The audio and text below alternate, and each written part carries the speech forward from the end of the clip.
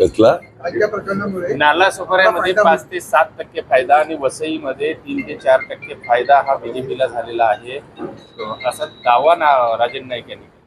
चांगला आहे.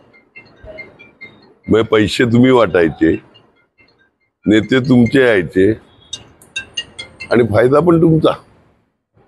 मग पैसे पोचले का ते विचारा ना. मग कालचं प्रकरण म्हणजे पैसे पोचवायचंच ना.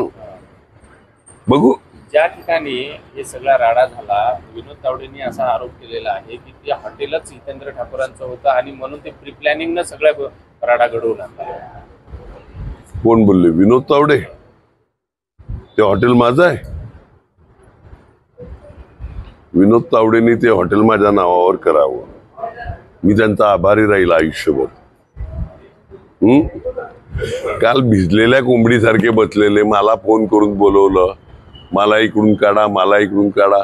माझ्या गाडीतून सोडलं आणि मुंबईला गेल्यावर कंठ फुटला. डायरेक्ट हॉटेलचा मालक मला केला. वा, हुशार आहेत. मग हॉटेल अख्खं बुक का केलेलं? माझं हॉटेल होतं. जर ते हॉटेल माझं होतं तर यांनी बुक का केलं?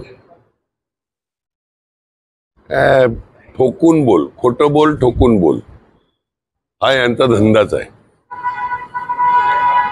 काय वाटतं, आजही मतदान प्रक्रियेमध्ये आरोप प्रत्यारोपाच्या फेरी सुरूच आहेत, तर याचा कुठेतरी मतदानावर परिणाम? आम्ही कुठे कोणावर आरोप करतो? मी उत्तर देतो फक्त.